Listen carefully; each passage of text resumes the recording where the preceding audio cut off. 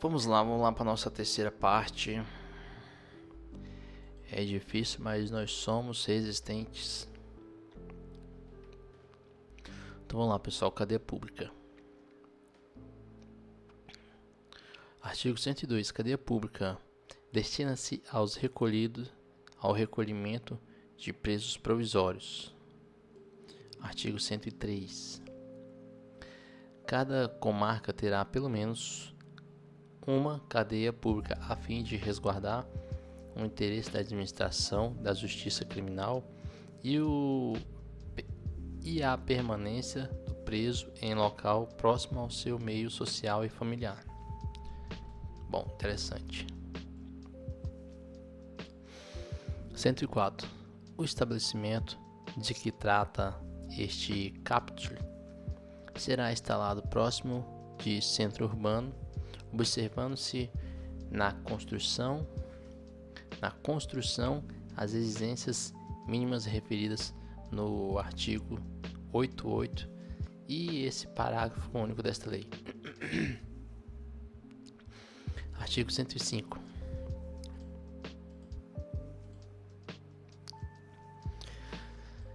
Artigo 105 aqui, das penas privativas de liberdades.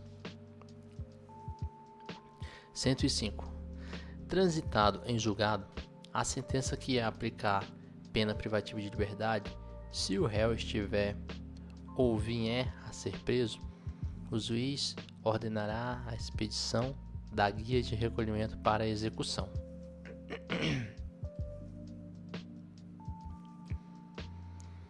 Pois são 1, 2, 3.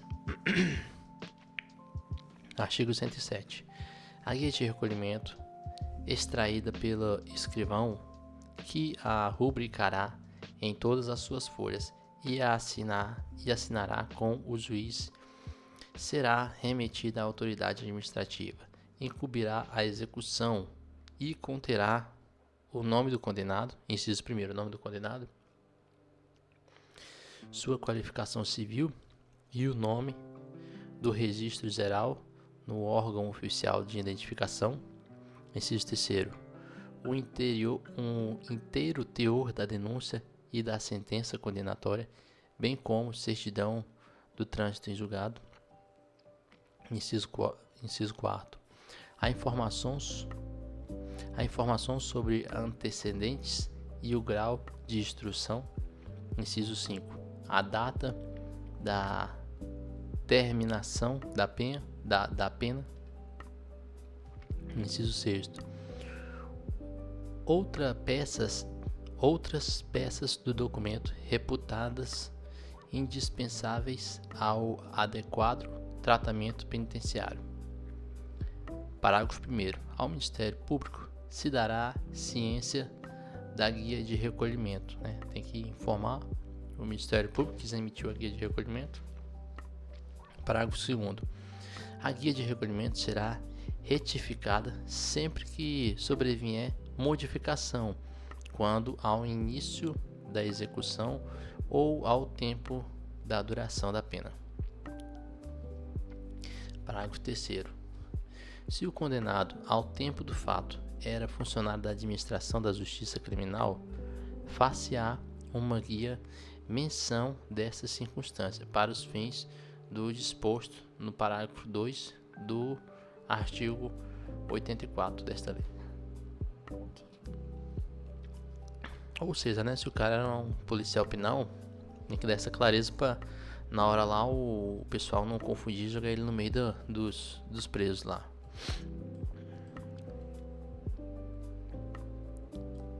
Artigo 107.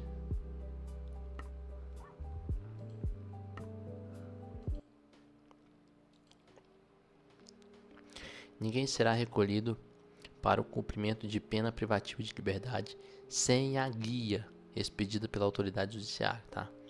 Pela autoridade judiciária, não é pela autoridade policial. Parágrafo 1º. A autoridade administrativa incumbirá da execução passará a receber a guia de recolhimento para juntá-la aos autos do processo e dará ciência dos seus termos ao condenado. Parágrafo 2º.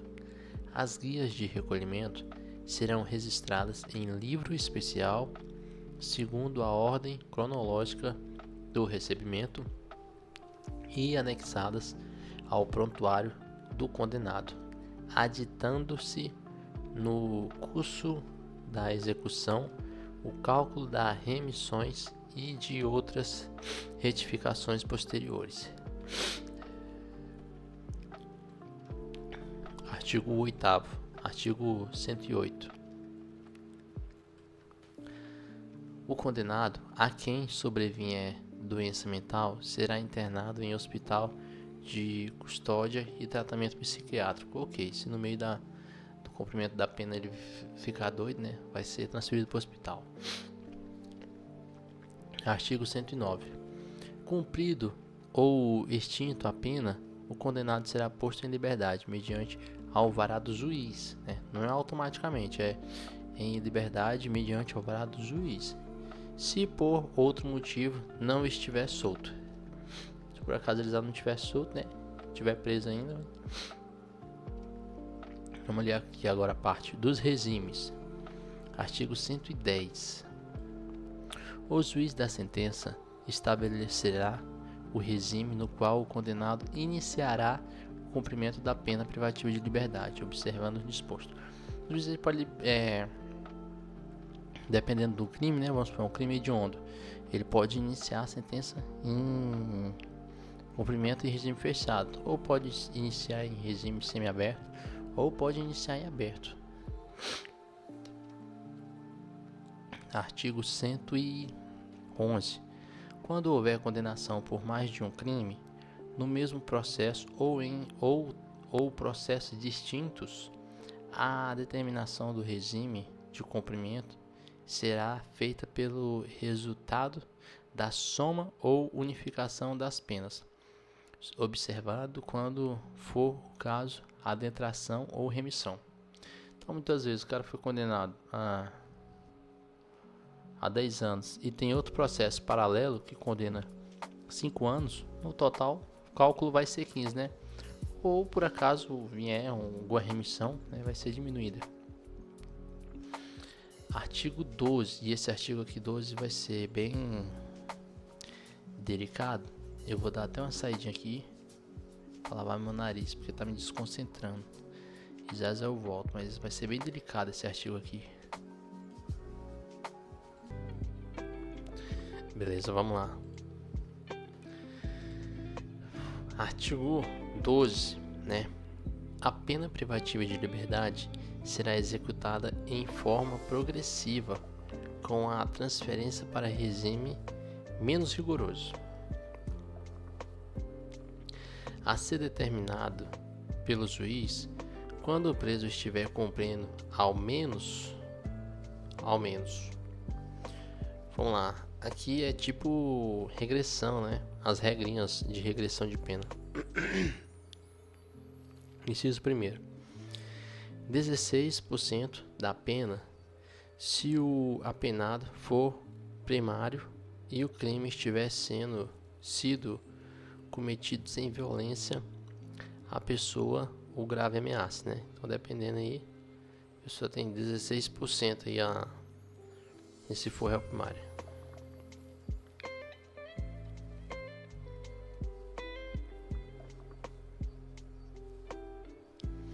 Então, dependendo disso aqui, quando ela comete 16%, né, ela pode trocar de regime. Um regime fechado, né, ela pode trocar para um semiaberto e depois em diante. Inciso 2. 20% da pena 20% da pena se o apenado for reincidente em crimes cometidos sem violência à pessoa ou grave ameaça, né? Então, se for um crime de uma pessoa reincidente, mas que tenha um crime cometido sem violência à pessoa ou grave ameaça, né? Depois que ele completou 20% da pena aí, pode ser modificado de regime. 25% da pena se o apenado for primário e o crime tiver sido cometido com violência à pessoa ou grave ameaça, né?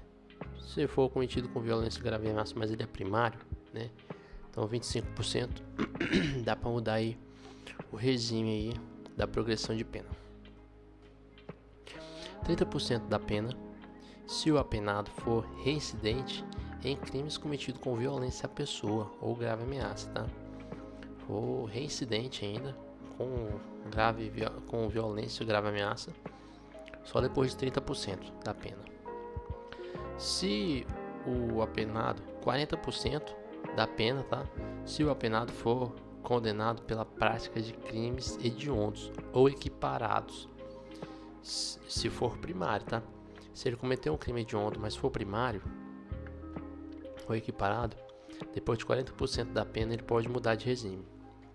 50% da pena, ou seja, metade da pena, se o apenado for incluído na lei 13.000 não sei o que. Vai dar outras oportunidades, vai falar mais aqui embaixo, tá? Então 50% da pena se ele for o quê?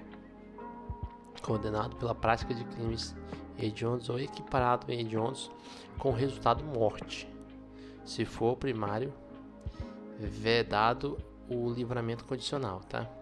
Se for primário, é vedado o livramento condicional. E se for com crime hediondo ou equiparado que tem um resultado morte, né? Só vai poder mudar de regime 50%, tá? Também vai ser com 50% se o condenado por exercer o comando individual ou coletivo de organização criminosa, estrutura ou prática de crimes hediondos ou equiparado, tá? Vamos supor, é líder de um grupo de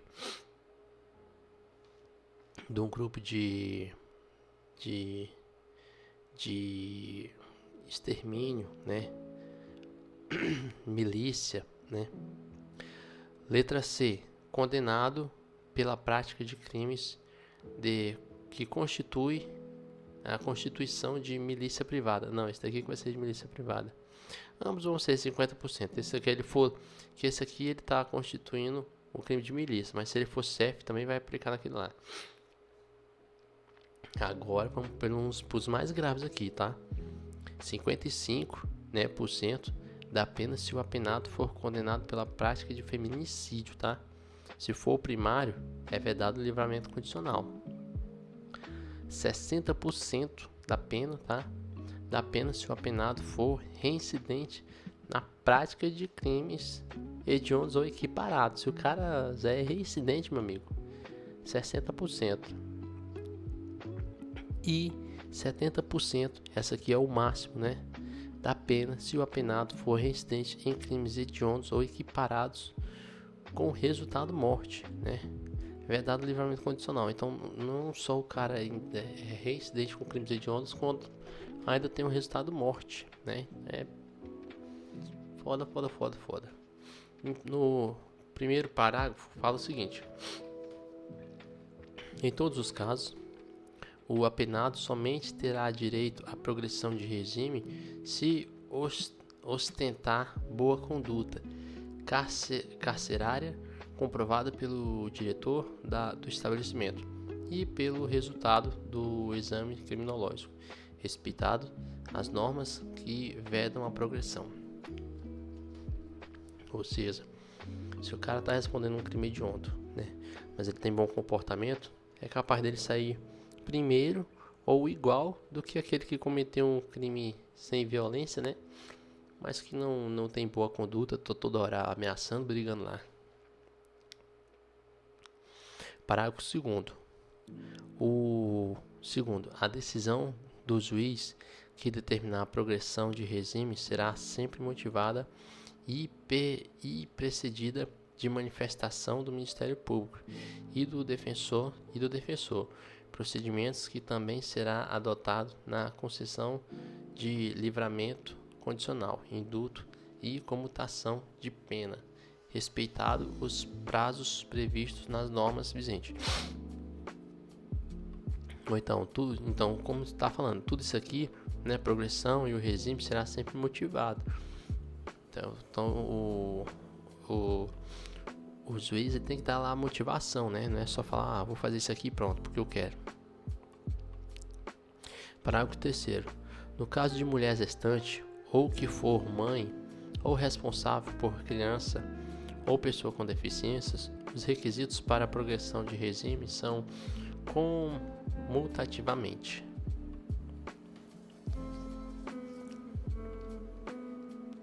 Inciso 1º. Não ter cometido crime com violência ou grave ameaça à pessoa, né? Isso aqui é o que? Nos casos da mulher gestante, que vai ajudar ela para ela ter uma progressão de pena. Então, primeiro, não ter cometido crime com violência ou grave ameaça, né? Sei lá, um crime de estelionato, alguma coisa assim. Não pode ter violência ou grave ameaça. Segundo, não ter cometido crime contra seu filho ou dependente, né? Terceiro, não ter cumprido ao menos 1/8 da pena no regime anterior. Então, ou seja, ela tem que ter cumprido pelo menos 1/8, tá? Quarto, ser primária e ter bons comprovantes e comportamentos carcerários, comprovado pelo diretor do estabelecimento. 5. Não ter integrado a organização criminosa.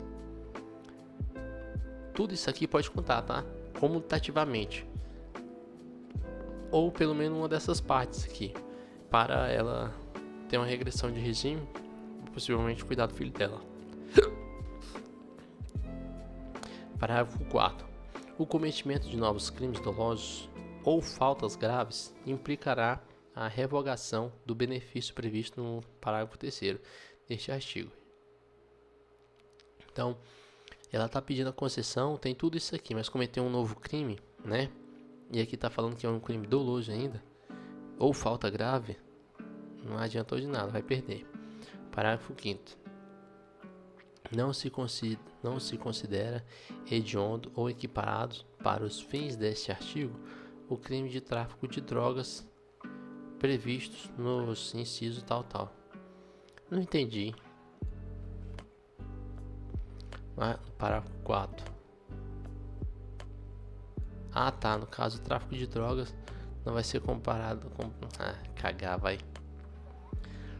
Artigo parágrafo 6º. O cometimento de falta grave durante a execução da pena privativa de liberdade interromperá o prazo para a obtenção da progressão do regime de cumprimento da pena, caso em que a reincidência da contagem do requisito objetivo terá como base a pena permanente. Então vamos por lá, a pessoa está pedindo, né, a progressão da pena, né, tá alguns meses, falta 2 semanas para ele entrar, né, com todos os requisitos, dá todo o tempo legal, e ele comete uma falta, aqui tá falando uma falta grave durante a execução, tá falando cometimento de falta grave, né, não é falta leve ou média, falando falta grave, vai perder, tá, perde tudo, vai começar do zero. Parágrafo 7º. O bom comportamento é readquirido após 1 ano da ocorrência do fato, ou antes, após o cumprimento do requisito temporário exigido para a obtenção do direito, né? Então, depois de 1 ano, né, vai ter aí, quem sabe, esse direito ou não. Artigo 113. O ingresso do condenado em regime aberto supõe a aceitação de sua progressão e das condições impostas pelo juiz, né? Então, se ele tá entrando, é porque tá falando aqui no regime aberto, né? É porque tá a aceitação da programação e condenação do juiz. Artigo 114. Somente poderá ingressar no regime aberto o condenado que, primeiro, estiver trabalhando ou comprovar a disponibilidade de fazê-lo imediatamente. Segundo, apresentar pelos seus antecedentes e pelos resultados dos exames criminológicos fundados indícios de que irá ajustar-se com autodisciplina, baixa periculosidade e senso de responsabilidade ao novo regime. Parágrafo único. poderão ser dispensados do trabalho as pessoas referidas no artigo 113, quer dizer, 117, né? Então, esse requisito aqui do trabalho do pessoal que vai do artigo 117, que eu não sei qual é ainda, pode ser dispensado esse daqui. Vamos aqui para o artigo 15. O juiz poderá estabelecer condições especiais para a concessão de regime aberto, entre as quais a fiscalização por monitoramento eletrônico, né, a tornozeleira, sem prejuízo das seguintes condições gerais e obrigações, né? Qual delas obrigações? Permanecer no local que for designado durante o repouso e nos dias de folga, né? Então, durante a noite, a pessoa diz que vai estar em tal lugar, a tornozeleira vai registrar. Final de semana, sábado, final de semana, feriado, e também, né? Na verdade, aqui não está falando nem final de semana, está falando no repouso e nos dias de folga. Então, se segunda-feira, quarta, quinta, for toda semana de folga, você tem que ficar no local onde você falou que ia ficar, não é para sair não. 2. Sair para o trabalho e retornar nos horários fixados, tá? 3. Não se ausentar da cidade onde reside, sem autorização judicial, né? Isso aqui é muito comum vamos pular. 4. Comparecer a juízo para informar e justificar as suas atividades, quando for determinado. Artigo 16. O juiz poderá modificar as condições estabelecidas de ofício a requerimento do Ministério Público, da autoridade administrativa ou do condenado, desde que as circunstâncias assim o recomendem. Ou seja, né, qualquer momento que ele quiser mudar aí por requerimento, né, do Ministério Público ou autoridade administrativa, né, pode mudar aí. Artigo 17. Está falando o seguinte: somente se admitirá o recolhimento do beneficiário de regime aberto em residência particular quando se tratar de condenado maior de 70, condenado acometido de doença grave, né? Vamos supor, a pessoa está em tratamento de câncer ali. 3. Condenado com filhos menores ou deficientes, físico ou mental. E 4, né? Condenado gestante, né? Todos esses aqui vão ter direito aqui ao trabalho, quer dizer, ao, como é que se fala, cumprimento de sentença toda vez eu esqueço o nome, sentença a domicílio, vai poder cumprir em casa, né? Todos esses aqui. Artigo 118. A execução da pena privativa de liberdade ficará sujeita à forma regressiva, com a transferência para qualquer dos regimes mais rigorosos, quando o condenado fizer o quê? Fizer merda, né? Primeiro, praticar fato definido como crime doloso ou falta grave, né? O cara, vamos supor, tá tá a regressão de crime, né? E começa a fazer essas merdas. Inciso 2º. Sofre condenação por crime anterior cuja pena somada ao restante da pena em execução torne incapaz o regime do artigo 111, né? Então vamos supor, a pessoa está respondendo ali, tem o regime aberto, né?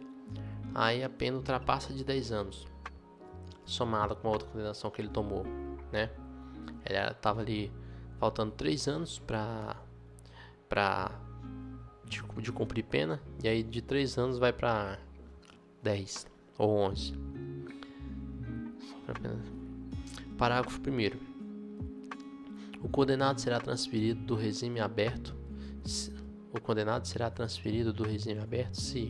além das hipóteses referidas nos incisos anterior, frustrar os fins da execução ou não pagar, podendo a multa cumulativamente imposta, né? Então, o cara não pagou a multa lá, se lascou. Nas hipóteses do inciso 1º e do parágrafo anterior, deverá ser ouvido previamente o condenado, né? Então, antes de acontecer deles condenar o cara, né, retroagir a progressão de pena, vai ouvir o condenado para ver se ele tem alguma justificativa boa. Artigo 119. A legislação local poderá estabelecer normas complementares para o cumprimento da pena privativa de liberdade em regime aberto. Artigo 119-A. O condenado por crimes contra a dignidade sexual somente ingressará em regime mais benéfico de cumprimento de pena ou perderá benefício penal que autorize a saída do estabelecimento se o resultado do exame criminológico afirmarem a existência de indícios de que não voltará a cometer crime da mesma natureza. Então, ou seja, para ele conseguir um tipo de regime desse, né, não só tem que estar com um bom comportamento, tudo isso, quanto ainda vai ter que passar o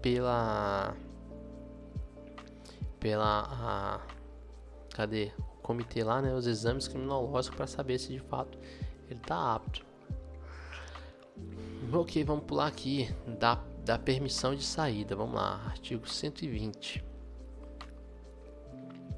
Os condenados que cumprirem pena em regime fechado ou semiaberto e os presos provisórios poderão obter permissão para sair do estabelecimento mediante escolta quando ocorrer um dos seguintes fatos.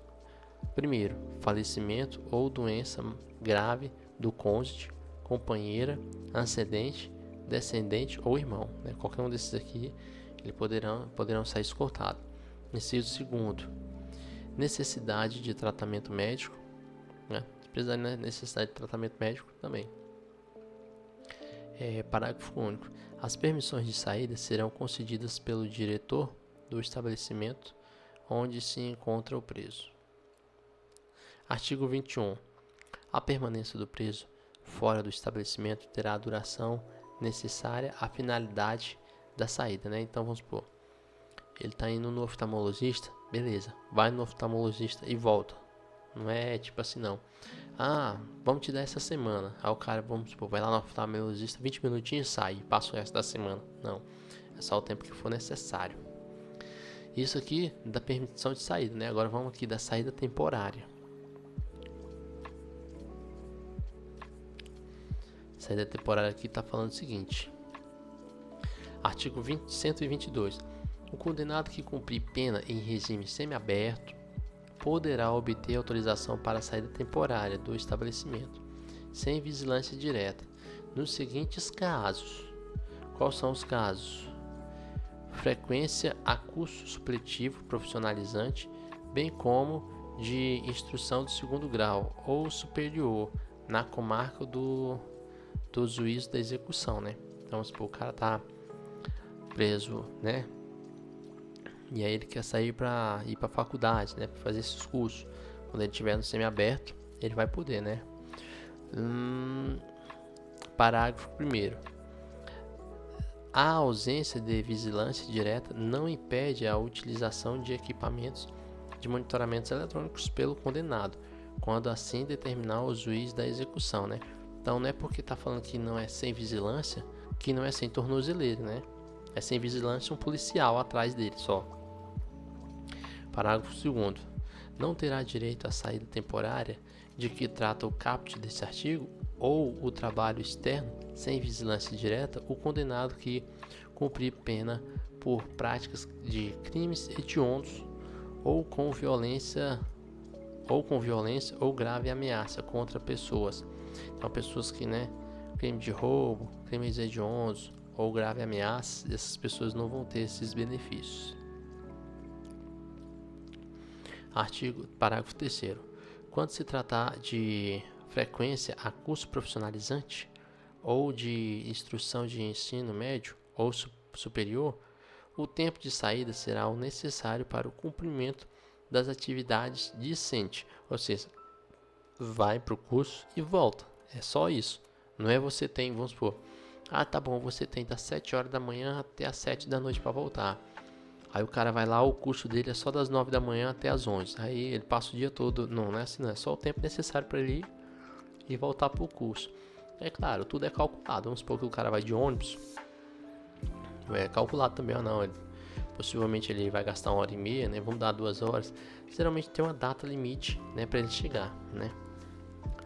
E penalidades também se ele chegar atrasado.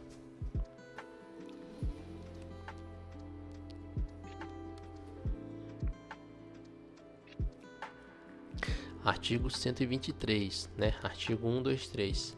A autorização será concedida por ato motivado do juiz da execução, ouvindo o Ministério Público e a Administração Penitenciária, e dependerá da satisfação dos seguintes requisitos, né? Ele vai ouvir todo mundo e vai depender de alguns requisitos. O primeiro requisito é o comportamento adequado, né? O segundo requisito é o cumprimento de pelo menos 1/6 da pena, né? Se o condenado for primário, só 1/4 vale, tá? Se 1/4 se for reincidente, tá? Cumprimento de 1/6 da pena, né? Se o condenado for primário, e 1/4 se for reincidente, tá? Se for um reincidente é 1/4. E terceiro, compatibilidade do benefício com os objetivos da pena, né? Aí, vamos supor que o cara quer fazer um curso de arma. Pô, não tem nada a ver, né? Tem que ser algum curso que possa ser, o juiz possa entender que ele vá se ajudar ali na reeducação dele. Artigo 125. O benefício será automaticamente revogado quando o condenado praticar fato definido como crime doloso. Crime doloso, não está falando culposo aqui, tá? For punido por falta grave, desatender às condições impostas na autorização ou revelar baixo grau de aproveitamento do curso. Ou seja, o cara está indo para o curso, mas não está nem aí, só está tirando 0. Ou seja, só está usando isso para sair, né? Ou seja, ele está infringindo as condições. Pô, o juiz deu porque ele sair 7 da manhã e voltar às 5 da tarde. O cara está saindo 7 da manhã e está voltando 8 horas da noite, 9 horas, né? Ou fizer falta grave ou crime doloso. Parágrafo único. A recuperação do direito à saída temporária dependerá da absolvição no processo penal, do cancelamento da punição disciplinar ou da demonstração de merecimento do condenado. Então, para ele recuperar isso aí, né? Ou só se ele for considerado inocente, ou depois que acabar, ou o cancelamento, né, da punição disciplinar, ou com o tempo, quando ele vê que se arrependeu, né? E é isso.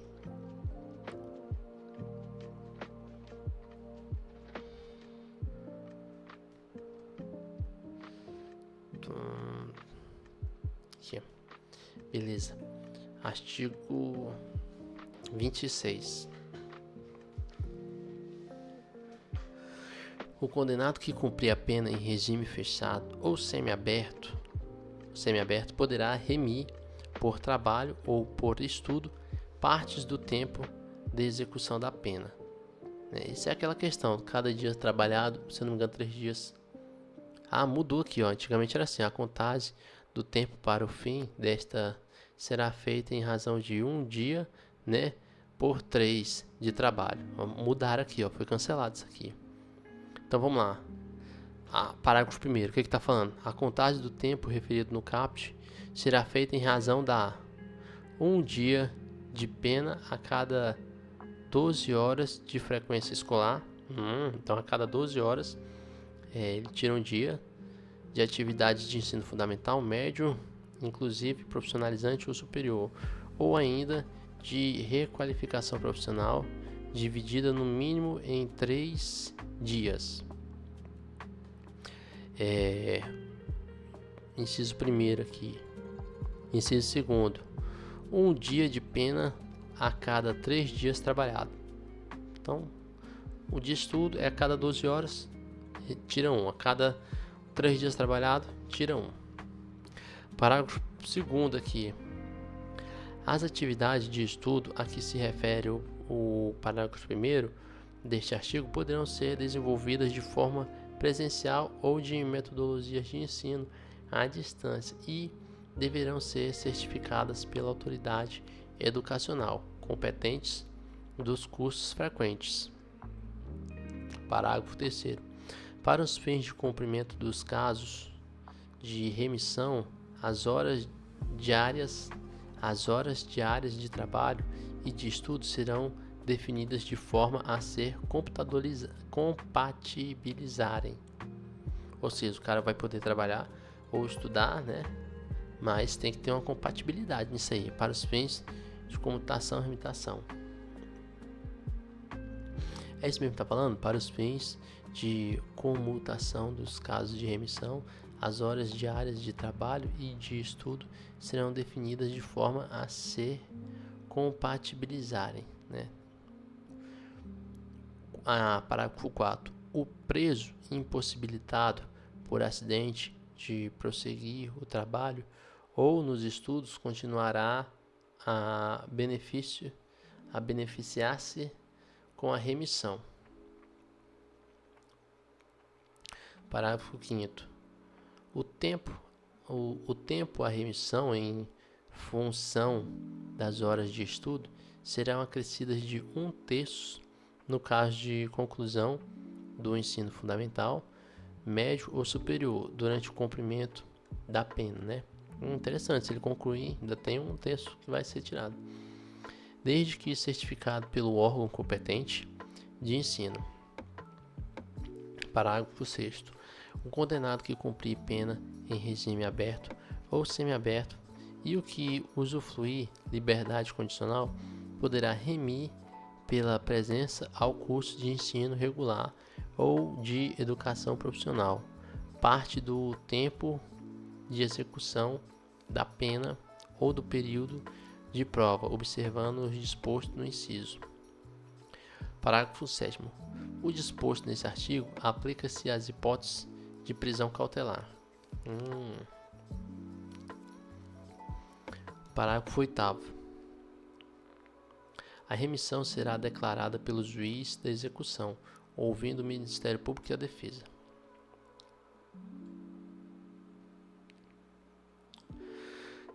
Artigo 127. Em caso de falta grave, o juiz poderá revogar até 1/3 do tempo remido, observando o disposto no artigo 157, recomeçando a contar a partir da data da infração disciplinar. Poxa, é foda, né? Você imaginou? Você tá lá, conseguiu remir, que é difícil, né?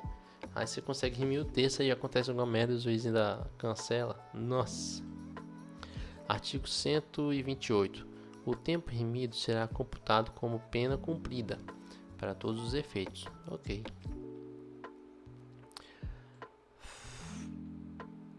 Artigo 129. A autoridade administrativa encaminhará mensalmente ao juiz da execução cópia do registro de todos os condenados que estejam trabalhando ou estudando, com informação dos dias de trabalho ou das horas de frequência escolar ou de atividade de ensino de cada um deles. Parágrafo 1º.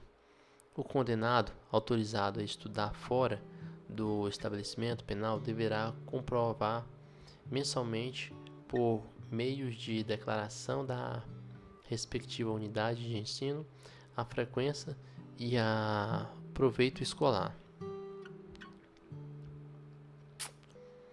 O cara tá saindo, então tem que arrumar documentos ali, conversar com o professor, tem que declarar lá que tá rendendo, né, e tá indo lá. Parágrafo 2º. Ao condenado dar-se-ão a relação de seus dias remidos, né? Depois que finalizar lá, né, aí ele informa lá os dias que ele conseguiu. Constitui o crime do artigo 299 do Código Penal declarar ou atestar falsamente prestação de serviço para os fins de instruir pedido de remissão. O que acontece? Vamos supor que o cara ele conseguiu, né, um estudo ou conseguiu um emprego, né, Só que aí meio que ele tá ele tá em conjunto com o diretor, e vamos supor que ele chega no serviço e de lá ele vai para outro lugar, vai curtir a vida, vai fumar, depois ele volta e no final ele entrou em acordo com o cara que no final disso, né, o cara vai emitir um documento falando, de fato eu comprovo que ele esteve aqui todos os dias, trabalhou das 7 da manhã até as 6 da tarde e tal. Meio que o cara tá falsificando isso, tá? É isso que esse crime vem falando, tanto de trabalho quanto de estudo. Constitui crime do artigo 299 Código Penal declarar atestado falsamente prestação de serviço para os fins de instruir pedido de remissão, né? Você tá mentindo ali para ele aproveitar ainda e usar como remissão.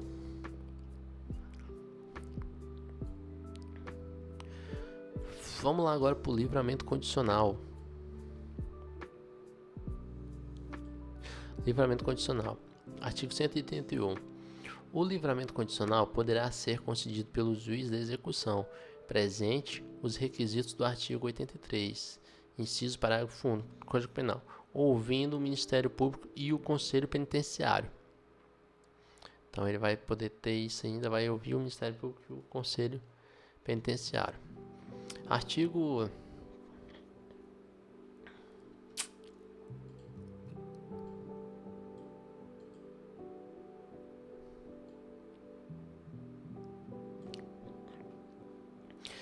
182. Deferir o pedido do juiz. Deixa eu ver quantas horas são. 40 minutos. Tá bom demais. Acho que dá pra nós acabar. Vamos ver. Deferir o pedido. Deferindo o pedido, o juiz especificará as condições a que ficará subordinado o livramento, né? Então, depois que ele autorizar o pedido, né, o juiz vai especificar, né, quais são as condições, né, que vai ficar. Então, parágrafo 1º. Será sempre imposto a liberdade condicional as obrigações seguintes. Quais são as obrigações seguintes? Obter ocupação lícita dentro do prazo razoável, se for apto para o trabalho, né? Também será parte das obrigações o que?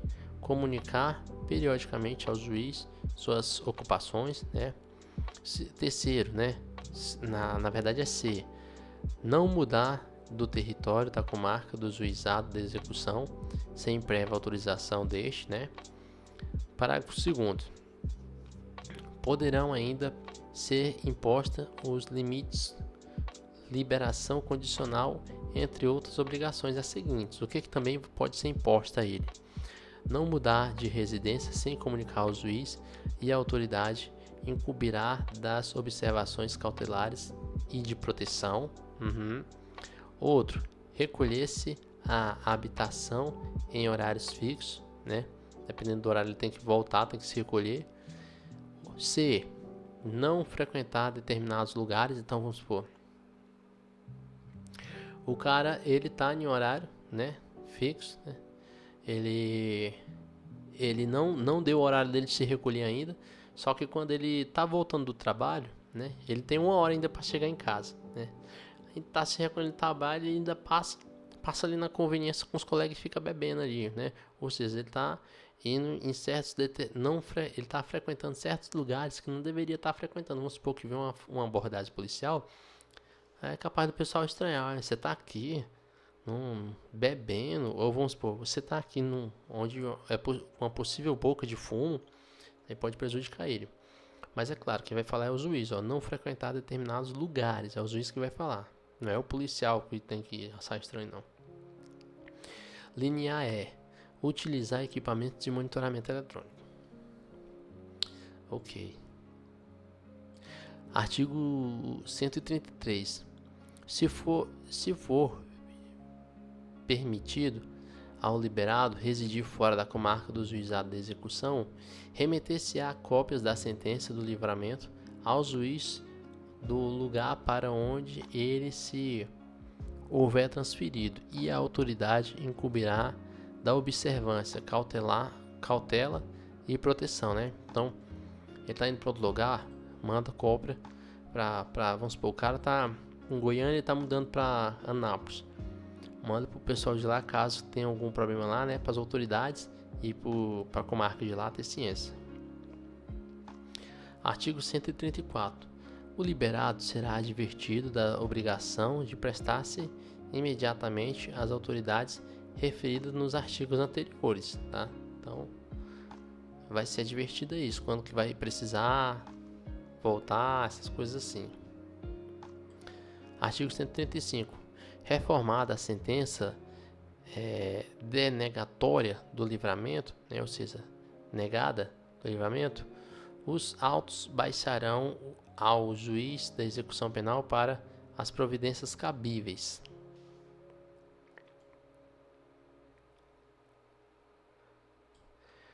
Artigo 136. Concedido o benefício, será expedido a carta de livramento com cópia integral da sentença em duas vias, remetendo-se uma à autoridade administrativa, incumbindo da execução, e a outra ao Conselho Penitenciário.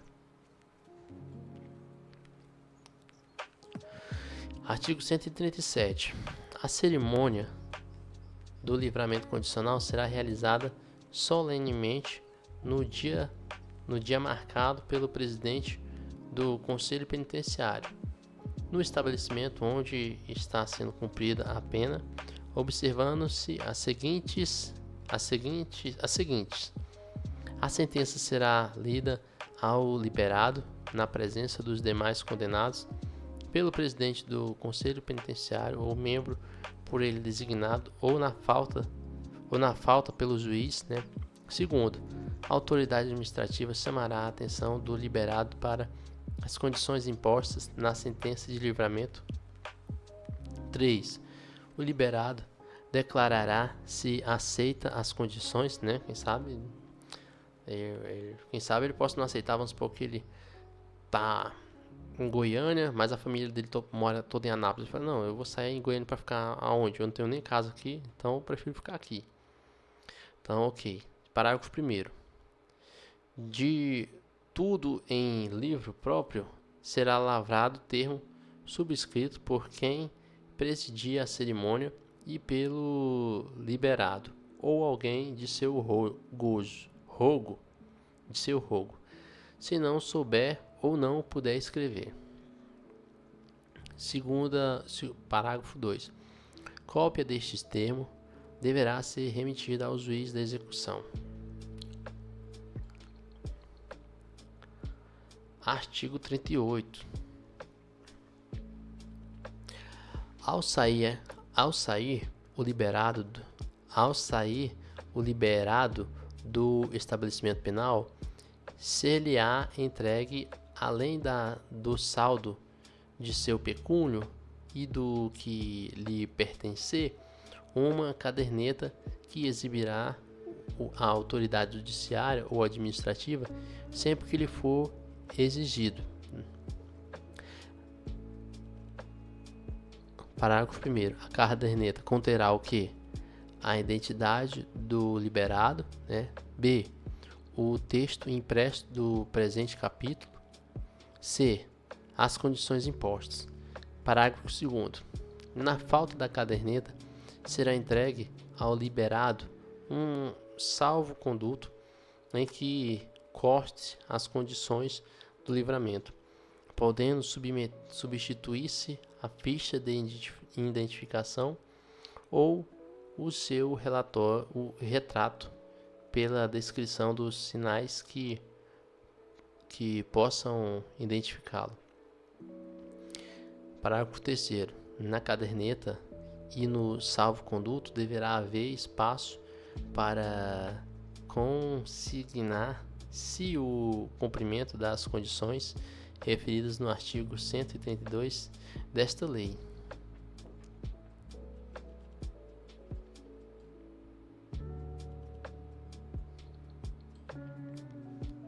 Artigo 139. A observação cautelar e a proteção realizada por Serviço Social Penitenciário, Patronato ou Conselho da Comunidade terão a finalidade de fazer observar o cumprimento das condições específicas nas sentenças concedidas do benefício. 2. Proteger o beneficiário, orientando na execução de suas obrigações, auxiliando nas obtenção de atividades laboratoriais. Parágrafo único. A entidade encarregará da observação cautelar e da proteção do liberado. Apresentará relatórios ao Conselho Penitenciário para ele da representação prevista no artigo 143 e 144 desta lei. Artigo 144. Na verdade, é o artigo 140. Só estou cansado. Mas vamos lá, é só leitura, né? Temos que ler isso hoje, que ainda tem muito documento ainda para nós analisar quando nós acordar.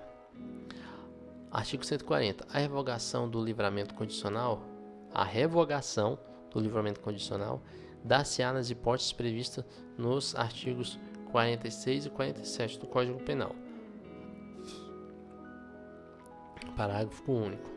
Mantido o livramento condicional, nas hipóteses da revogação facultativas, o juiz deverá advertir o liberado ou agravar as condições. Artigo 141. Se a revogação for motivada por infração penal anterior à vigência do livramento, computação como tempo de cumprimento da pena o período de prova, sendo permitido para a concessão de novo livramento a soma do tempo das duas penas.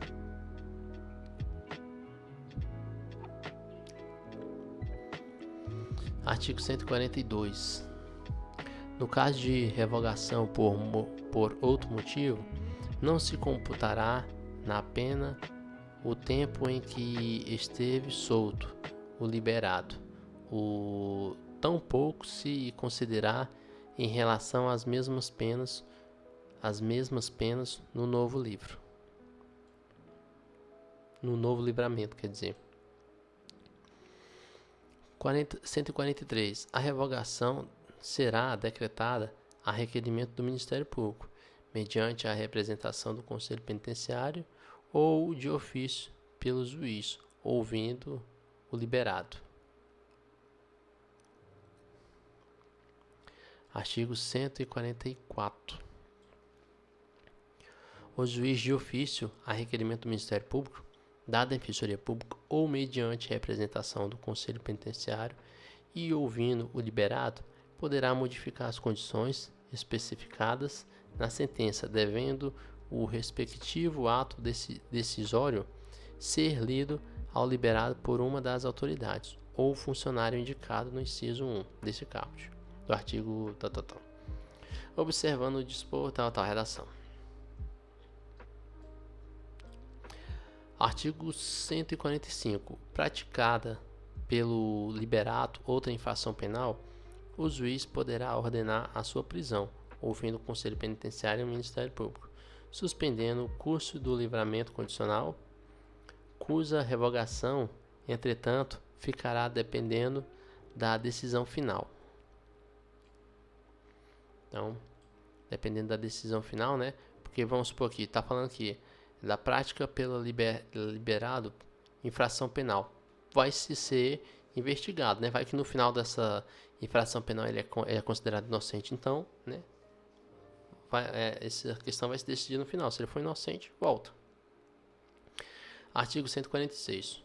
O juiz, de ofício, a requerimento do interessado, do Ministério Público ou mediante representação do Conselho Penitenciário, julgará extinta a pena privativa de liberdade se expirar o prazo do livramento sem revogação.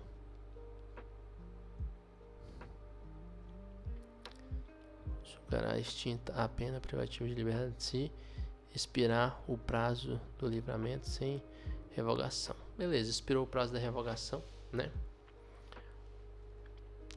vai ser extinto. Agora aqui da parte do monitoramento eletrônico, vamos lá. Gente.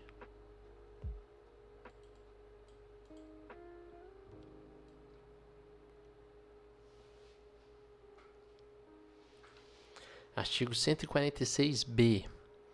O juiz poderá definir a fiscalização por meio da monitoração eletrônica quando, inciso 2º, autorizar a saída temporária do regime semiaberto. Autorizar a saída temporária, né, do regime semiaberto. Aí, tornozeleira. Inciso 5º, 4º, porque o 3º foi vetado.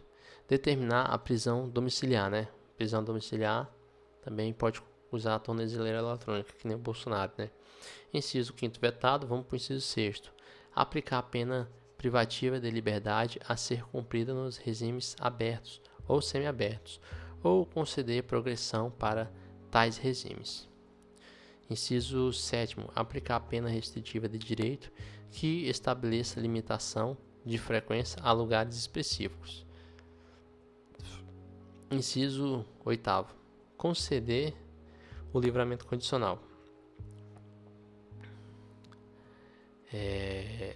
Artigo 146-C.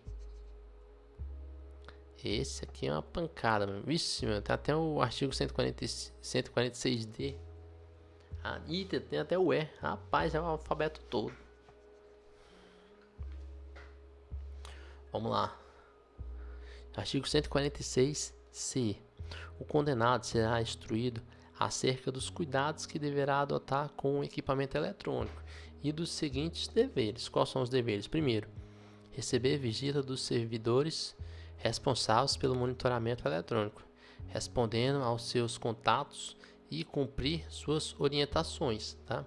Segundo, abster-se de remover, de violar, de modificar, de danificar de qualquer outra forma o dispositivo de monitoramento eletrônico ou de permitir que outrem o façam. Segundo, parágrafo único aqui. A violação comprovada dos deveres previstos neste artigo poderá acarretar a critério do juiz da execução ouvindo ao Ministério Público. Público e defesa. O que poderá acarretar se o cara não obedecer? Primeiro, a regressão do regime, né? Pode voltar para o regime anterior. Segundo, a revogação da autoridade da saída temporária, né? Sexto, inciso 6º, porque os outros foram tudo vetados.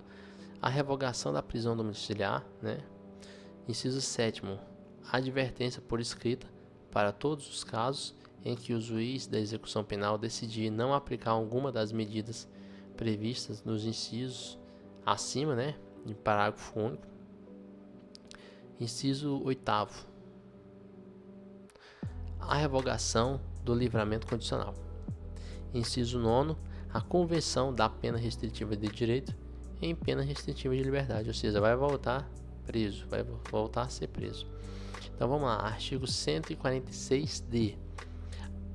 A monitoração eletrônica poderá ser revogada quando? Primeiro, quando se tornar desnecessária ou inadequada, né? Vamos supor, o cara voltou para o presídio, não tem por que estar monitorando o cara lá dentro. Segundo, se o acusado ou o condenado violar os deveres a que estiver sujeito durante a vigência ou cometer falta grave. Artigo 146 o condenado por crime contra a mulher por razão da condição de sexo feminino nos termos da legislação tal, né, pelo Código Penal, ou por crime contra a dignidade sexual ou usufruir de qualquer benefício em que ocorra a sua saída de estabelecimento penal, será fiscalizado por meio de monitoramento eletrônico. Ou seja, o cara está respondendo a Maria da Penha, vai ser monitorado para saber se ele não está chegando perto da mulher, etc. Das penas restritivas de direito. Vamos lá. Artigo 147. Transitada em julgada a sentença que aplicou a pena restritiva de direito, o juiz da execução de ofício, ou a requerimento do Ministério Público, promoverá a execução, promovendo para tanto requisitar quando necessário a colaboração de entidades públicas ou solicitar as particulares. Então, se o cara ali, depois de transitar desligado, né? Não entendi, foi nada. Se eu ler aqui de novo. Transitada e julgada a sentença que aplicou a pena restritiva de direito, o juiz da execução, de ofício ou a requerimento do Ministério Público, promoverá a execução, podendo, para tanto, requisitar quando necessário, a colaboração de entidades públicas ou solicitar a particular. Ou seja, ele está cumprindo algum mandato, vamos supor, o cara vai lá cumprir um mandato de restrição, né, de direito, só que não tem tornozeleira, pessoal público, ele pode solicitar um particular, é mais ou menos isso que eu entendi aqui, tá? O monitoramento, inciso artigo 148, em qualquer das fases da execução penal, poderá o juiz motivadamente alterar a forma de cumprimento das penas de prestação de serviço à comunidade e de limitação de fins de semana, ajustando as condições pessoais do condenado e as características do estabelecimento, da entidade ou de programa comunitário ou estatal, né? O juiz pode mudar a qualquer momento, né, a pena ali, ele tem a de trabalhos à comunidade ou adequar de acordo com o estatal, né, a entidade ou estabelecimento. Aqui, das prestações de serviço à comunidade, artigo 149. Caberá ao juiz da execução, o que caberá a ele? Primeiro, designar a entidade ou programa comunitário ou estatal definidamente credenciado ou conveniado, junto ao qual o condenado deverá trabalhar gratuitamente de acordo com das suas obtidões, né? Dependendo das suas obtidões.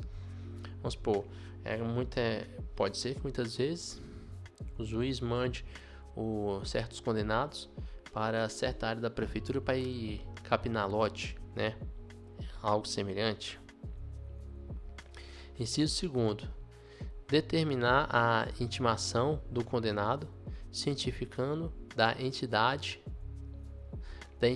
dias e horários em que deverá cumprir a pena, né? É muito normal. Inciso 3º. Alterar a forma de execução a fim de ajustá-las às modificações ocorridas nas jornadas de trabalho. Parágrafo 1º.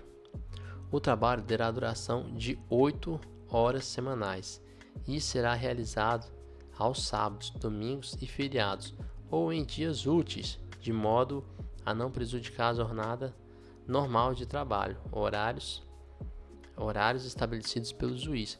Aí você fica assim, William, peraí, lá no começo nós estudamos que não podia ser uma carga horária menor que 6 horas, não poderia ser maior que outra. Sim, mas é trabalhos dentro do presídio. Aqui, esses trabalhos aqui são meio que serviços à comunidade aqui, né? Não é um serviço exatamente assim do condenado, tipo assim, para ele ter dinheiro, essas coisas assim. É uma pena, né? Geralmente aqui ele tá cumprindo a pena dele, só foi convertido em outra questão. Em vez dele ficar preso, foi condenado a prestar serviços à comunidade. Parágrafo 2º. A execução terá início a partir da data do primeiro comparecimento, né? Primeiro dia que ele comparecer, então vai começar a contar. Artigo 150. A entidade beneficiada com a prestação de serviço encaminhará mensalmente ao juiz da execução relatórios circunstanciados das atividades do condenado, bem como qualquer tempo comunicar sobre ausência ou falta disciplinar, né? Então, em qualquer momento a entidade vai poder falar, não, mensalmente ela vai avisar o juiz, né? E a qualquer momento né? Ela pode falar, opa, o cara não veio trabalhar hoje. Opa, o cara hoje discutiu aqui com uma pessoa e empurrou, né? Eles podem avisar essa questão. Vamos ver quantas horas são? 1 hora e 5 minutos. Então dá para nós tentarmos concluir a nossa aula.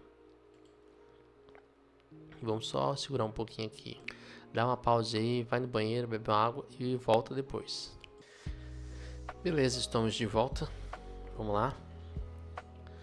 Agora vamos dar a limitação de final de semana, tá? Artigo 151.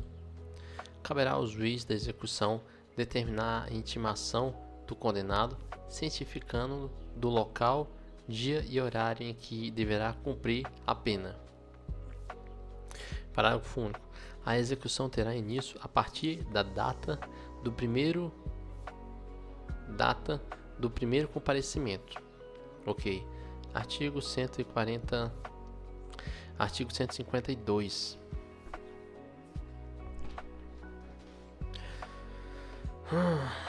Poderão ser ministrados ao condenado durante o tempo de permanência, cursos e palestras ou atribuídas atividades educacionais. Parágrafo único. Nos casos de violência doméstica e familiar contra a criança, Nos casos de violência doméstica e familiar contra a criança ou adolescente e a mulher, e de tratamento cruel ou degradante ou de uso de forma violenta de educação, correção ou disciplina contra a criança e o adolescente, o juiz poderá determinar um comparecimento obrigatório do agressor a programas de reeducação, recuperação e reeducação.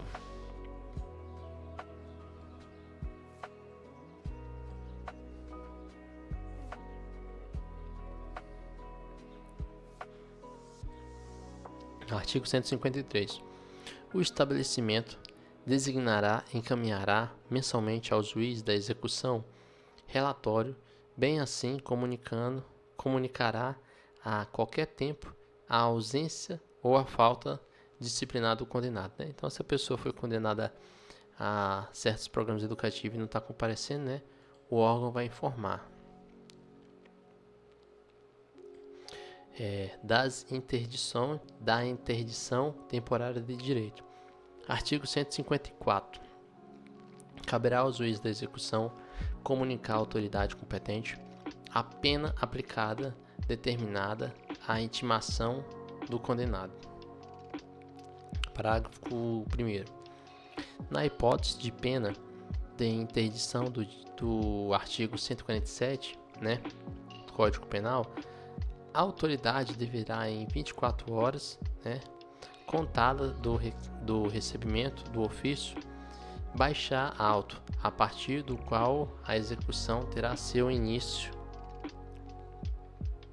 Parágrafo 2º. Nas hipóteses do artigo 47, né, inciso 1 e 2 do Código Penal, o juiz da execução penal determinará a apreensão dos documentos que autorizem o exercício do direito interditado, né? Então, se ele tem uma medida ali, um documento que possa andar livre, né, vai ser recolhido. Artigo 155. A autoridade deverá comunicar imediatamente ao juiz da execução o descumprimento da pena. Parágrafo único. A comunicação prévia neste artigo poderá ser feita por qualquer prejudicado.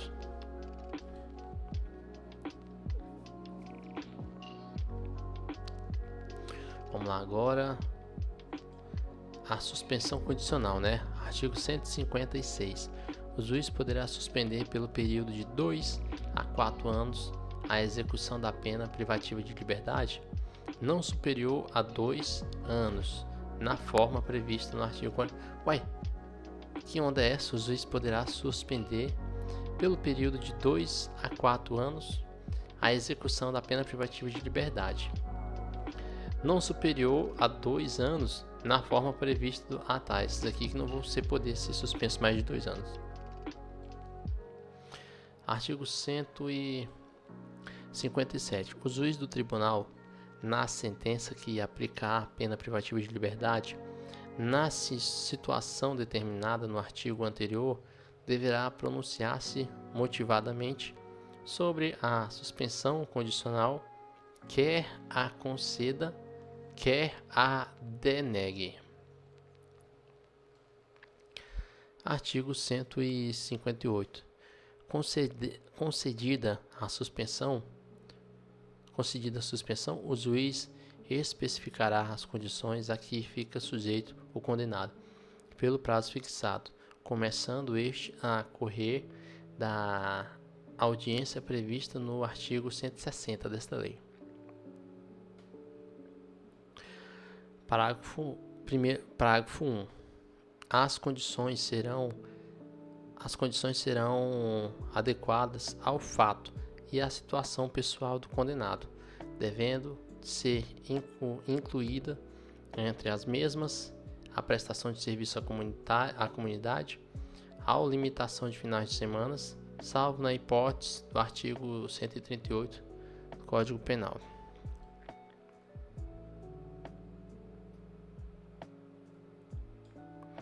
Parágrafo 2º. O juiz poderá, a qualquer tempo, de ofício, a requerimento do Ministério Público ou mediante propostas do Conselho Penitenciário, modificar as condições e as regras estabelecidas na sentença, ouvindo o condenado. Parágrafo 3º. A fiscalização do cumprimento das condições reguladas nos Estados, territórios e Distrito Federal por normas supletivas será atribuída a Serviço Social Penitenciário, patronato, conselho da comunidade ou instituição beneficente com a prestação de serviço, inspecionado pelo Conselho Penitenciário, pelo Ministério Público ou ambos, devendo o juiz da execução suprir por ato a falta das normas supletivas. Parágrafo 4. O beneficiário, ao comparecer periodicamente à entidade fiscalizadora para comprovar a observância das condições a que este sujeita à comunidade, também as suas ocupações e os salários ou proveitos de seu viver. E a pessoa tem que aparecer lá para falar do que ela está fazendo, do que ela está trabalhando, do que ela está vivendo. Parágrafo 5º. A entidade fiscalizadora deverá comunicar imediatamente aos órgãos de inspeção, para os fins legais, qualquer fato capaz de acarretar a revogação do benefício, a prorrogação do prazo ou a modificação das condições. Parágrafo 6º. Se for permitido ao benefício mudar-se, será feita a comunicação ao juiz e à entidade fiscalizadora do local das novas residências, aos quais os primeiros deverão apresentar-se imediatamente.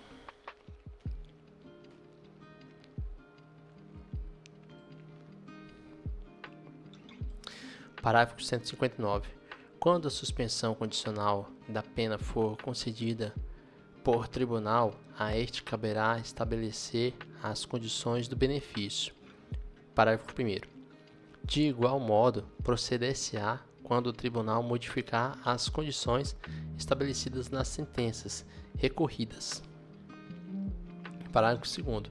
O tribunal, ao condenar a suspensão condicional da pena, poderá, todavia, conferir ao juiz da execução a incumbência de estabelecer as condições do benefício e, em qualquer caso, e de realizar a audiência admonitória. Artigo 160. Transitada em julgado a sentença condenatória, o juiz a lerá ao condenado em audiência aditindo das consequências de nova infração penal e do descumprimento das condições impostas, advertindo, das novas consequências. Artigo 161. Se o intimado pessoalmente ou por edital com prazo de 20 dias, o réu não comparecer injustificadamente à audiência admonitoral, a suspensão ficará sem efeitos e será executada imediatamente a pena. Artigo 162.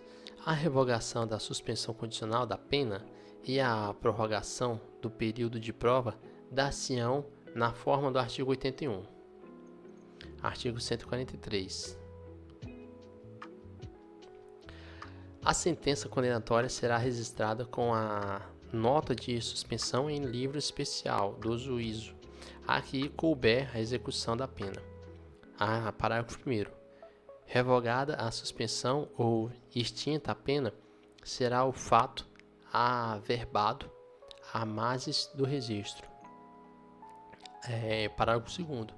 O registro e a averbação serão sigilosos, salvo para os efeitos de informação requisitadas por órgão judicial ou Ministério Público para instrução processual. Agora, da pena e da multa. Artigo 165. Extrair certidão da sentença condenatória com trânsito em julgado que valerá como titular execução judicial. O Ministério Público requererá em auto-apartados a citação do condenado para o prazo de 10 dias pagar o valor da multa ou nomear bem a penhorar, né? Então o cara, dependendo do dia que ele for condenado, ele tem 10 dias para pagar ou dar nome do que ele vai vender. Não, vou vender meu carro, minha casa, não sei o que para pagar. Parágrafo 1º. Decorrido o prazo sem o pagamento de multa ou o depósito da respectiva importância, proceder-se-á a penhoramento de tantos bens quanto baster para garantir a execução. Então, se ele tiver dinheiro, vai abater o dinheiro que ele tem na conta. Se não tiver dinheiro na conta, vai pegar algum bem para piorar, alguma coisa desse no nome dele. Parágrafo 2º. A nomeação de bens, a penhora e a posterior execução seguirão a que dispuser a lei processual civil. Artigo 165. Se a penhora recair em bens imóveis, ou os autos apartados serão remedidos ao juiz civil para os prosseguimentos, né? Então, ele foi condenado na esfera criminal, né? Então, não deu, então vai ser mandado para a esfera civil para ser penhorado e pagar a multa e etc. Artigo 166. Recair a penhora em outros bens, dar-se-ão prosseguimento nos termos inciso 2, tal. Artigo 167. A execução da pena de multa será suspensa quando sobrevier ao condenado doença mental, né? Se o cara for vir a doença mental, né, aí não vai ser preciso pagar a multa. Até mesmo que possivelmente ele vai precisar desse dinheiro para se tratar. Artigo 168. O juiz poderá determinar que a cobrança da multa ser feita mediante desconto no vencimento ou no salário do condenado, nas hipóteses do artigo 50 do Código Penal, observando-se os seguintes limites, né? Primeiro, o limite máximo do desconto mensal será da 4ª parte da remuneração e o mínimo o de 1/3, né? Então o máximo pode ser a 4ª parte, né? E o mínimo de 1/3 ser descontado no salário. Segundo, o desconto será feito mediante ordem do juiz a quem é de direito, né? A quem é de direito. Então vai falar, ó, tira desse e manda para tal pessoa, né? Inciso 3º. O responsável pelo desconto será intimado a recolher mensalmente até o dia fixado pelo juiz a importância determinada. Artigo 169. Até o término do prazo a que se refere o artigo 164 desta lei, poderá o condenado requerer ao juiz o pagamento da multa em prestação mensais iguais e suscetíveis Parágrafo 1º. O juiz, antes de decidir, poderá determinar diligências para verificar a real situação econômica do condenado e ouvir o Ministério Público para fixar o número de prestação, né? Vai ver se o cara tem dinheiro mesmo ou está só de papo. Parágrafo 2º. Se o condenado for impontual ou se melhorar de situação econômica, o juiz de ofício ou a requerimento do Ministério Público revogará o benefício executando-se a multa na forma previstada no caput, prosseguindo-se na execução já iniciada. Então, o cara não tem dinheiro, tá piorando. Aí daqui para amanhã ele ganha na Mega Sena, opa, paga tudo então. Artigo 170. Vamos lá, artigo 170. Quando a penhora de multa for aplicada comutativamente com a pena privativa de liberdade, enquanto estiver sendo executada, poderá aquele ser cobrado mediante descontos na remuneração do condenado, né? Ou seja, quando ele estiver trabalhando, né, ele vai pagando lá na prisão. Parágrafo 1º. Se o condenado cumprir a pena privativa de liberdade ou obtiver livramento condicional, quem haver resgatado a multa, far-se-á a cobrança nos termos deste caput. Parágrafo 2º. Aplica-se-ão o disposto no parágrafo anterior aos casos em que for concedida a suspensão condicional da pena. Deixa eu ver quantos minutos tem. Vamos ver se nós terminamos isso aqui rapidão. A execução de medida de segurança. Isso aqui nós pode levar até um pouquinho a mais, né? Vamos lá, artigo 171. Transitada e julgada a sentença que aplica medida de segurança, será ordenada a expedição de guia para a execução. Artigo 172. Ninguém será internado em hospital de custódia de tratamento psicológico ou submetido a tratamento ambulatório para cumprimento de medida de segurança sem a guia expedida pela autoridade judicial, né? A mesma questão que se trata lá na prisão, né? Trata no hospital também. Então vamos aqui, artigo 183. A guia de internamento ou de tratamento ambulatório extraída pelo escrivão que a rubricará em todas rubricará as folhas e a sua subscreverá com o juiz, será remetida à autoridade administrativa incumbida da execução e conterá o quê? A qualificação do agente e o número de registro geral do órgão oficial de identificação.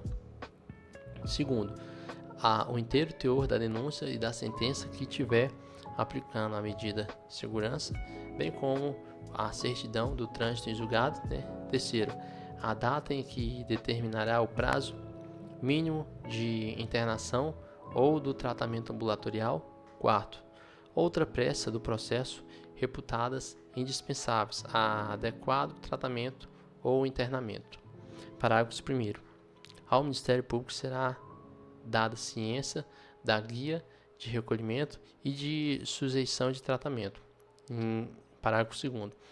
A guia será retificada sempre que sobrevier modificação quanto ao prazo da execução. Artigo 174.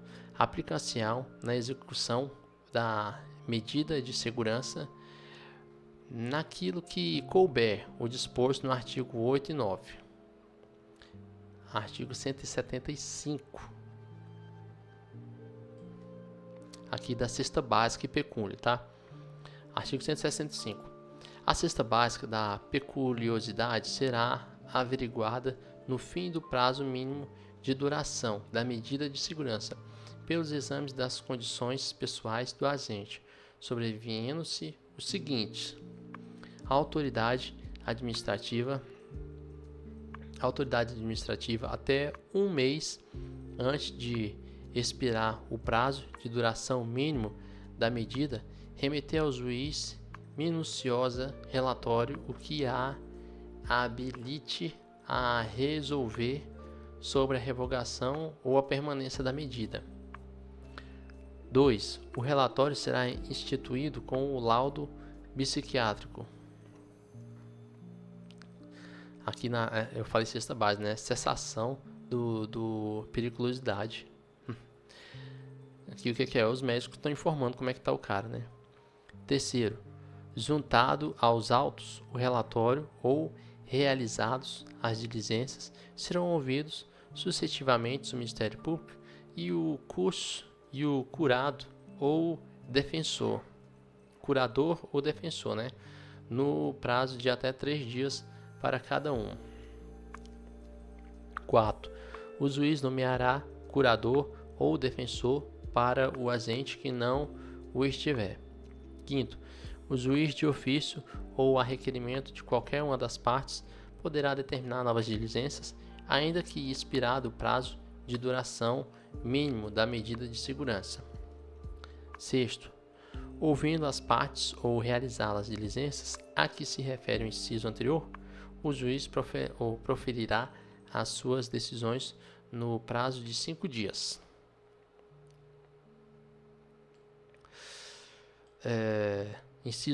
Artigo 176.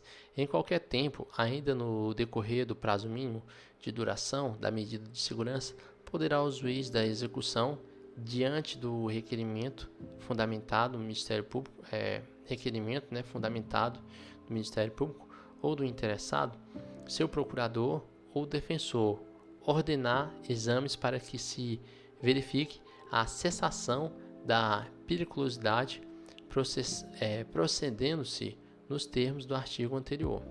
Então vai pedir novos exames para ver se o cara deixou de ser perigoso. Está normal, se pode sair.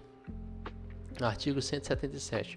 Nos exames sucessivos, para verificar se a cessação da periculosidade, observar-se-á no que lhes for aplicável o disposto no artigo anterior. Artigo 178. Nas hipóteses de desinternação ou de liberação do artigo do Código Penal, aplicar-se-ão o disposto nos artigos 132 e 133. Artigo 139, né? Transitar em julgado a sentença, o juiz expedirá ordem para o desinternação ou liberação do indivíduo. E aqui acabou, né, a nossa corrida sobre isso aqui. Esse aqui, o 180, ele já fala sobre outra coisa, conversão de pena, né? Então, pessoal, vocês são vitoriosos por chegarem até aqui, né? Nós temos... Vamos tentar responder 3 questãozinhas aqui, né? Já estamos até aqui mesmo. Vamos tentar responder 3 questãozinhas. Lembrando que você sempre tem que ler, né? Vai responder umas questões. Viu toda essa aula aqui? Vai fazer umas 30 questões, né? Acertou quantos por cento? Beleza. Vai assistir uma aulinha. Não precisa ser a minha, não. Aqui você assiste essa aula só 3, 4 vezes só quando você estiver estudando, tá? Você escuta toda essa aula uma vez, depois vai responder questão, né? Vê onde você errou, responde questão. Depois você assiste outra aula de outro professor que precisa mais rápida, ou depois volta para cá, vai responder mais umas 30 questões. E por último você volta para cá, se for o caso, vai responder mais umas 30 questões, né? Tenho certeza que vai ficar muito fixado essa aula na sua mente e com as questões que você fez. Vamos perguntar aqui, pedir para nós fazer umas questões. Faz.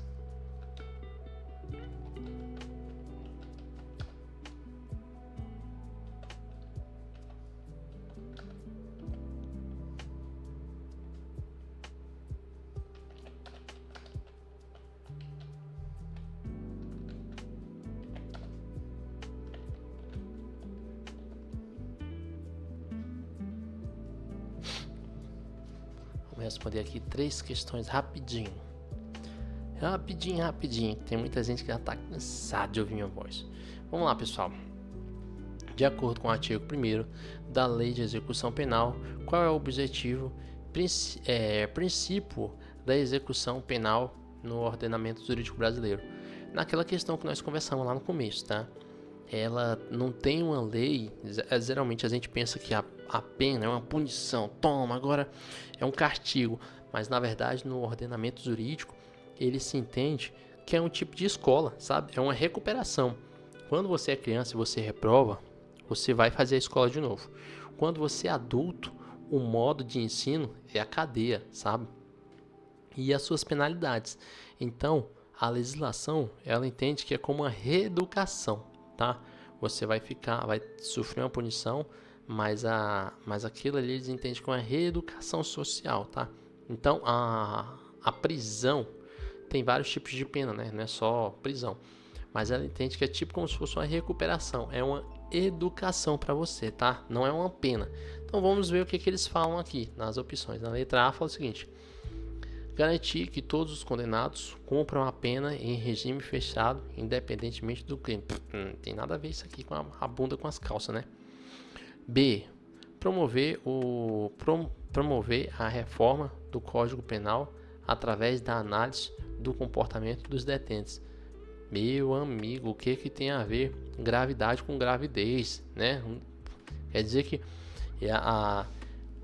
que a lei de execução penal é para promover nada a ver, né? Punir o infrator de forma severa para desencorajar a participação de novos crimes pela sociedade. Geralmente é isso aqui que muitas pessoas gostariam, né? Que fosse um tipo de efetividade bastante, né, para a pessoa, para desencorajar. D. Efetivar as disposições de sentença ou decisões criminais e proporcionar condições para a harmonia integral social do condenado e o interno. Mas vou te falar, hein? Essa D aqui foi um juridiquês que até eu tô na dúvida. Mas uma coisa eu sei que essa daqui não é, tá? Eu sei que essa daqui também não é.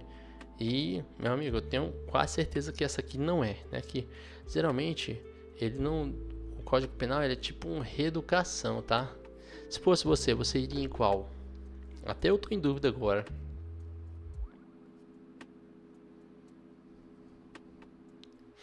Então, pessoal, eu sinceramente eu acho que é a D, tá? Eu não o código, a lei de execução penal, toda a legislação, né, ela não vem trazer um caráter severo, ela vem trazer um caráter educativo. Então, o meu modo de ver é esse aqui: efetivar as disposições de sentença ou decisão criminal e proporcionar condições harmônicas integradas social de o condenado e o internado. Então vamos lá, você que vai na D, coloca aí na D. Vai nascer, né? Eu vou na D. Vamos lá. É isso aí, pessoal. Efetivar tal do internado. Isso mesmo. Este é o objetivo central da LEP, que busca tanto o cumprimento da sanção quanto a reintegração do indivíduo à sociedade. Ô, coitadinho. Vamos lá, pessoal. Número 2. Sobre a classificação dos condenados, a LEP estabelece que os condenados ao cumprimento de pena privativa de liberdade serão classificados para o quê? Separar os presos apenas de acordo com as suas classes social e nível escolar. Não tem nada a ver, né? Inclusive, isso aí é bem discriminado. Tipo assim, não haverá distinção de raça, nem gênero, nem nada. Pode ser por idade, por raça não, né? Ele tá falando de classe social. Aos ricos não vai poder ficar preso junto com os pobres? Não, né? Nível de escolaridade tinha antigamente, tá? Quem tinha antigamente, hoje não, mas antigamente quem tinha ensino superior, né, podia ficar numa cela separada. Determinar o valor da fiança a ser pago para a obtenção da liberdade condicional. É isso que você acha? Classificação das pessoas? Não sei, né? Você escolhe aí. Escolher quais detentos têm o direito à assistência jurídica gratuita. O que você acha? Orientar a individualização da execução penal, segundo os antecedentes e personalidade. O que você acha? A, B, C, D. Eu vou na C, tá? Você marca a sua aí e nós vamos lá. Isso mesmo, a classificação por comissão técnica permite que o tratamento penal seja adequado à necessidade e características de cada preso. Vamos lá para a nossa última, tá? Constitui falta grave. Durante a execução da pena privativa de liberdade, a conduta do condenado o que vai ser considerado falta grave? Se eu não me engano, nós lemos isso aqui, foi lá no artigo 50 e... Eu esqueci, gente, acho que foi no artigo... Não vou me lembrar agora. Acho que foi no artigo 50, né? No artigo 50 e 51. Então vamos lá. O que vai ser considerado aqui falta grave durante a execução de pena privativa de liberdade na conduta da condenação? O cara está preso, né? E o que pode considerar? Possuir, utilizar ou fornecer aparelho telefônico que permita a comunicação com outro preso ou com ambiente externo. Você acha que é isso? Sei, vamos ver. Solicitar assistência religiosa adicional aos finais de semana. O que você acha? Pode ser isso também? Sei, vamos lá para a letra C. Reclamar sobre a qualidade da alimentação fornecida pela unidade prisional. O que você acha? E letra D. Trabalhar de forma produtiva e demonstrar comportamentos colaborativos com os agentes. Tem hora que eles mandam umas perguntas tão fáceis, né? Que se fosse assim na prova. E tem hora que ele manda umas perguntas tão difíceis que vou te falar, que nem o juiz acerta. É claro, pessoal, que vai ser na letra A, né? Se eu não me engano, isso inclusive vai ser no inciso 2 ou vai ser no inciso 3º do artigo 50 ou 51, que vai falar. Eu até brinquei lá, né? Sobre fazer um telefone com fio, né? Com sapatos, né? Comunicar-se, ia se enquadrar de todo jeito, né? Então aqui é a letra A. Isso mesmo. Esta conduta é expressamente prevista no artigo 50 da LEP, falta grave para manter a segurança em ordem. Pessoal, é isso aqui.